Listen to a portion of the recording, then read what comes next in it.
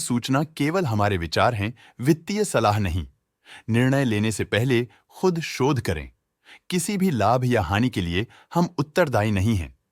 Bank of Baroda ने अपनी नई शेयर होल्डिंग रिपोर्ट्स रिलीज की हैं, जो फाइनेंशियल ईयर के क्वार्टर और पहले हाफ को कवर करता है, जो सितंबर 2024 के 30 तक चलता है। ये रिपोर्ट कंपनी के शेयर्स की डिटेल्ड जानकारी देता है, जिसमें promoters, promoter groups, foreign investors, public investors और सरकारी एंटिटीज शामिल हैं। पब्लिक द्वारा हेल्ड शेयर्स का परसेंटेज 8.54% से इंक्रीज होकर 2024 के सितंबर में 9.56% तक का इंक्रीज से देखा गया। ये चेंजेस स्टेट है कि ब्लिक की इन्वेस्टमेंट कंपनी में क्वार्टर टू क्वार्टर इंक्रीज हुई है। DII डोमेस्टिक इंस्टीट्यूशनल इन्वेस्टर्स ने अपना शेयर होल्डिंग जून 2024 में 16.04% से सितंबर 2024 में 16.6% तक इंक्रीज किया। ये बताता है कि डोमेस्टिक इंस्टीट्यूशंस ने कंपनी में अपना इंटरेस्ट 0.56% तक इंक्रीज किया है। फॉरेन इंस्टीट्यूशनल इन्वेस्टर्स की शेयर होल्डिंग में थोड़ा डिक्रीज आया 2024 के जून से 2024 के सितंबर में, जो दिखाता है कि फॉरेन इंस्टीट्यूशंस ने अपने स्टेक को क्वार्टर टू क्वार्टर -1.58 से डिक्रीज किया है,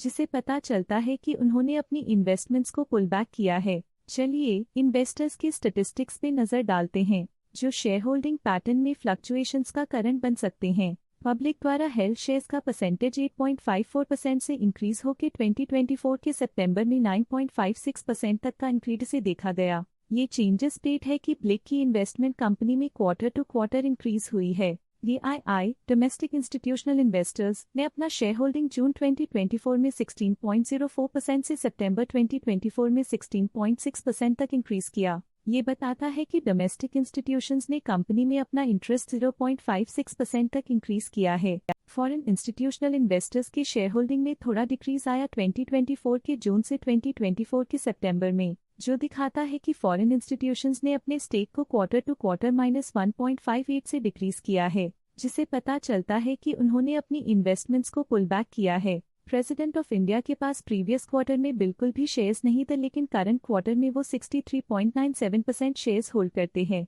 प्रेसिडेंट ऑफ इंडिया पिछले क्वार्टर में 63% शेयर्स होल्ड करते थे, लेकिन इस क्वार्टर में उन्होंने कंपनी से एग्जिट ले लिया है। ट्रस्ट ने हाई स्टेक होल्डिंग एक्सपीरियंस करते हुए स्टेक होल्डिंग में 0.01% इंक्रीज देखा गया। लेटेस्ट क्वार्टर में म्यूचुअल फंड ने स्टेक होल्डिंग में इंक्रीज देखा, जिसमें 0.31% का अपटिक देखा गया। लेटेस्ट क्वार्टर में ऑल्टरनेट इन्वेस्टमेंट फंड्स ने स्टेक होल्डिंग में इंक्रीज देखा, जिसमें 0.07% का अपटिक देखा गया। लेटेस्ट क्वार्टर में इंश्योरेंस कंपनीज ने स्टेक होल्डिंग में इंक्रीज देखा, जिसमें 0.66% का अपटिक देखा गया। प्रोविडेंट फंड पेंशन फंड्स ने अपने हिस्से को पिछले क्वार्टर में 1.1% से डिक्रीज करके 0.64% पे ले आए हैं। ये कंसेक्यूटिव क्वार्टर्स में -0.46% स्टेक्स डिफरेंस दिखाता है। भारत 22 ETF करंट क्वार्टर में 1.04% शेयर्स के साथ कंपनी में एंटर किया, जबकि प्रीवियस क्वार्टर में उनके पास 0% shares the HDFC mutual fund HDFC Nifty PSU bank ETF current quarter में 2.21% शेयर्स के साथ कंपनी में एंटर किया, जबकि प्रीवियस क्वार्टर में उनके पास 0% शेयर्स द